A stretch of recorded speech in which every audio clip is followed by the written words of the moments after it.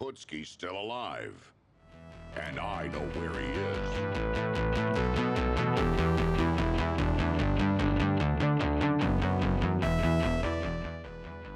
It's been nearly 4.5 years since Rocketbirds Hard-Boiled Chicken first released on PlayStation 3.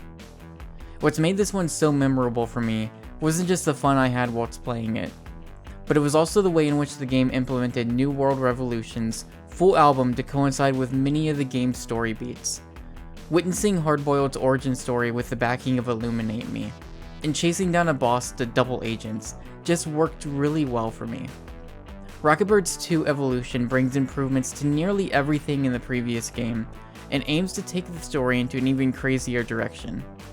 The final product makes the subtitle Evolution feel quite appropriate, as Rocketbirds 2 is a better game in nearly every way.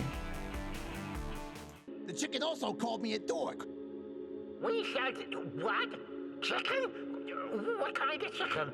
Hey, wears a bandana with a white star on his head. That hard-boiled chicken! He's come to kill me again! Again? Sir? The story here picks up sometime after the events of the original Rocketbirds.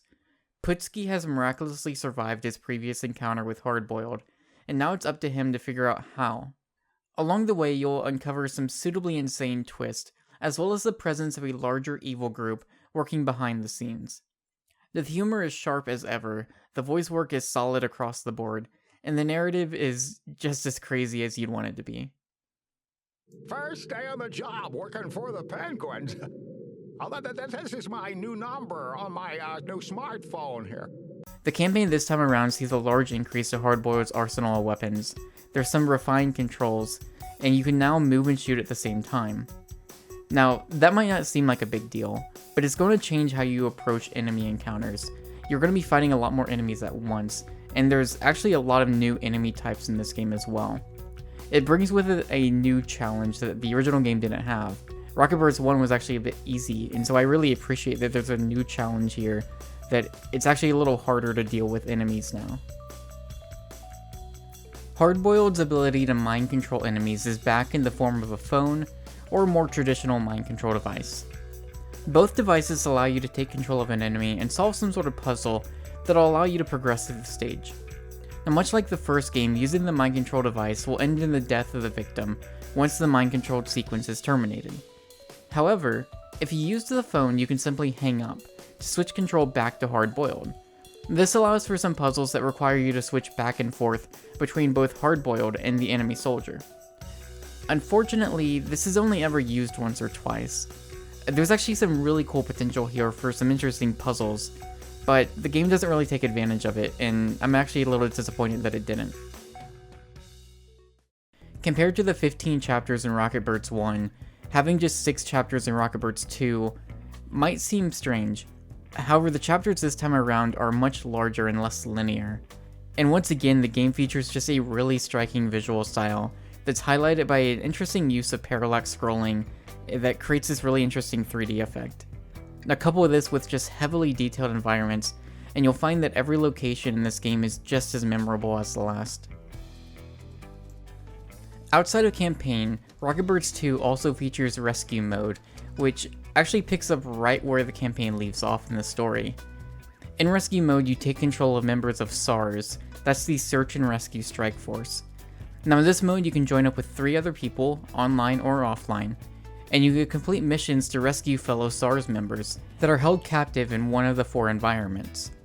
During missions, you'll fight through rooms of enemies, you'll unlock customization items, rescue captives, and discover special artifacts that can be used to unlock the final area.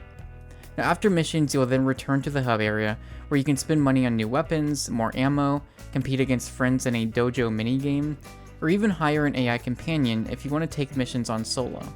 Rescue mode is just a huge improvement over the original game's co-op mode, and is probably the biggest new addition to the game. There's over a dozen SARS members that need to be rescued, and well over 100 weapon and customization options to unlock. It's going to take some time to see this mode to completion, but it's sure to be worth it considering how fun it is to take these stages on co-op or with a hired AI buddy.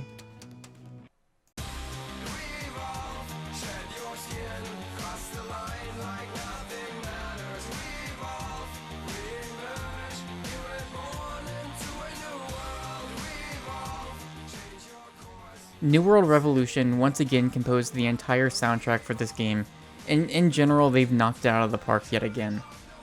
Now I'm not sure if some of these songs will be as memorable as Illuminate Me, Double Agents, and Once I Was Lost. And to be fair, the original album is one that I listened to years after the first game came out. But what is here is really impressive, and to be honest, I'm just happy to have another album from NWR. Rocketbirds 2 Evolution is just about everything I wanted from a sequel. It improves upon just about everything from the original game. The story goes in a really weird direction while still retaining its dry humor. The game somehow looks even better than before, and we get a new album from New World Revolution. It has been a long wait, but it has absolutely been worth it.